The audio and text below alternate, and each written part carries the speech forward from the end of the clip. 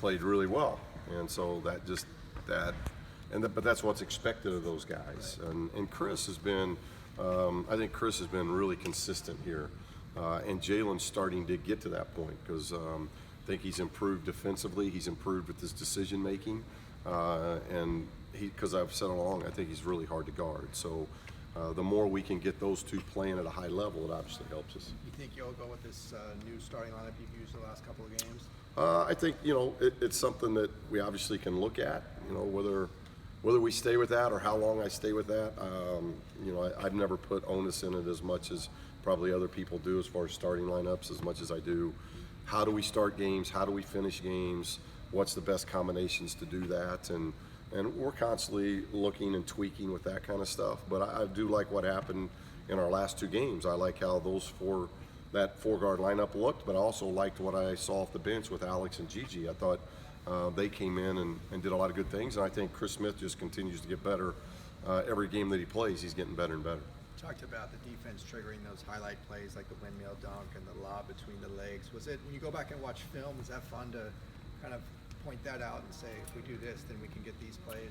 Yeah, well, I think the things we try to point out is when we're fundamentally sound and do the things that we're supposed to do defensively, we get more stops. And when we get more stops, we get out in transition. And we have always been a very good transition team, and this team is a very good transition team. So getting the ball out that way is a lot quicker than taking it out. And if we're always taking it out, we slow down and we allow defenses to get set. So it's been a learning process. It's been a curve that they've had to go through some trial and error of learning that.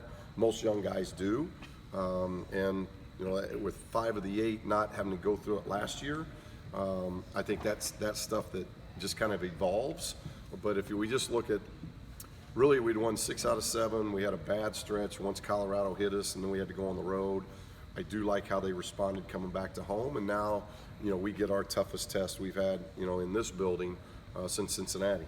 So it'll be interesting to see how we respond to that. How do you plan on dealing with USC's size? They're second in offensive rebounding in conference play. Well, it's not so much size because we're as big. I think we're top 10, top 15 size-wise in the country. So it's not so much size as it is athleticism, and they're hard to guard because they got so many guys that can score. You got a lot of guys that can shoot the basketball. You're talking about great talent.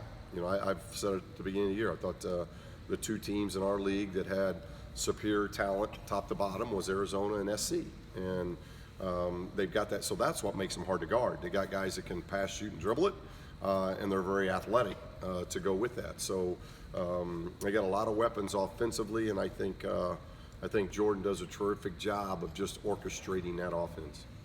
You talked a little bit about the contributions Alex and Gigi have made off the bench. I think against Stanford, Gigi came in first possession offensive rebound, second possession, and 1 layup. Do you like that energy and presence he brings off the bench? Yeah, and Gigi's one of those guys really understands how to play. Big time basketball IQ, and he gets it. And I thought we'd seen a little bit of slippage, and I told him it wasn't about punishment as far as all of a sudden he's coming off the bench. It was, we'd lost 3 games in a row. We got to do something to kind of just energize the whole team, him included. And I thought he really played well in those 2 games. I thought he did a lot of good things offensively, but he got back to doing the things we need him to do defensively as well. Everybody's always got something they got to do better with him. He's just got to continue to rebound. 6'11", we got to have him being more of a rebounding force, and I think that's what he's working on. And Chris Wilkes, you kind of mentioned the 4-guard lineup kind of took him out of rhythm, especially picking up quick fouls. 2 quick fouls in the Well, first he half. picked up quick fouls, but he was real efficient in those 2 games. I mean, you look at efficiency, those 2 games, regardless of fouls, if he did get out of rhythm, he got back in rhythm because at the end, those were 2 games that he was really, really good at. I know you have very different situations, but do you have any empathy for what USC's gone through? Because you both have had kind of difficult circumstances this year that you kind of had to persevere through. Yeah, I mean, totally different. Right. No, I don't. Obviously, I don't know all the ins and outs of there. It's really about what we're trying to do more than anything else. So we're just trying to move forward. We had a tough thing that hit us in China to start the season, and I think these guys have battled and worked and done, everything they possibly could do each day and each week to get better and better. And those are the things I appreciate. But I'm not around that program or know the ins and outs of, so it wouldn't be, it's not fair for me to talk about somebody else's program. I never wish ill will on anybody's program. So we've got enough that we got to deal with on a daily basis, just making our young men get better and understand how to play this game at a high level. And I think our young men have done that. They've really responded well. What's been the key to kind of persevering through your situation, do you think? Well, we've been very fortunate. We've stayed away from injury, other than Tom being banged up a lot since conference season. But of just keeping the guys of understanding, control what you can control, and whether it's 8 guys or 7 guys or 9 guys, like Ike and Alec Wolf, those two have been on call. And, it's about them staying in shape, them staying sharp, never knowing when I got to go to them. I've had to go to Ike a couple times. We haven't had to go to Alec yet, but I've got confidence both in Alec and Ike that if I had to go to that 9th or 10th guy, I think those guys are ready.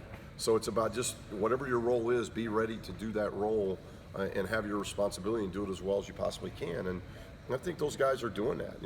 It hasn't been an effort.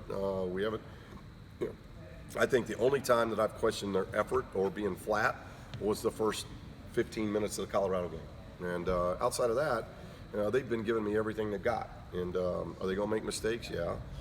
That's all part of young guys learning. But it's been a joy to coach this group because they just keep fighting, and we're seeing that. And that's something we got to continue to work on. Coach, when dealing with a roster of younger guys, how do you attack the defensive game planning for teams like SC and Arizona?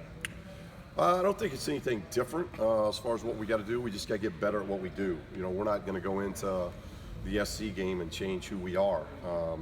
I think that's the wrong approach because we've been doing this now since, I can't say October because we practiced one way up until November, but really since the China trip, we've practiced one way of this is what we wanted to get good at, both offensively and defensively. So we're not going to change any of that mindset or identity of who we are. We just got to get better at it. And we've had a week here to work on things, and I think the guys have gotten good rest, and yet we've gotten good work, and we got 2 more days here to work at it and get ready for it. But when you play a team as talented as SC, you have to play well. We're not going to, we can't be naive to think that we're going to be on our CD game and think we're going to win. We got to be at the top of our game, both offensively and defensively.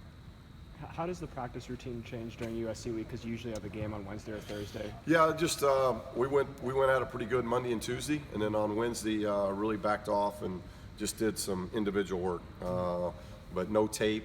Didn't go at each other, and then we'll go at each other today, and then back off a little bit tomorrow because we got an early start time of 3:00. So, but we want to maximize rest, but also maximize the ability to get in the gym and work on some things that we need to get better on. So it's about finding that balance, getting some lifts in, staying consistent with what we're doing. It's not like we're going longer hours, but when you don't play that midweek game, it gives you an opportunity to practice a little bit more, and we've tried to do that. Got time for one more question? They won, I think, 6 in a row. What do you think's been that's kind of come together for them? Well, one, they've been pretty healthy other than Vinny, who's kind of been in and out with the foot, but they've been healthy through this stretch and just getting in rhythm. They lost that first early game, I think it was to Washington at home, and since then they've just really gotten good rhythm. Very, very good offensive team that defensively gives you a lot of problems because they're long, they're athletic, good rebounding team, good shot blocking team. They do a good job of mixing man and zone to try to keep you off balance. So it's just a very, they go 9 deep of very good talent. And I think they've gotten in rhythm where they've played well. And they've played well away from home, they played well at home. So, just like what we did against the Oregon trip, I think we're getting a team that's hot and playing well. Thank you, Coach. Okay, thank you.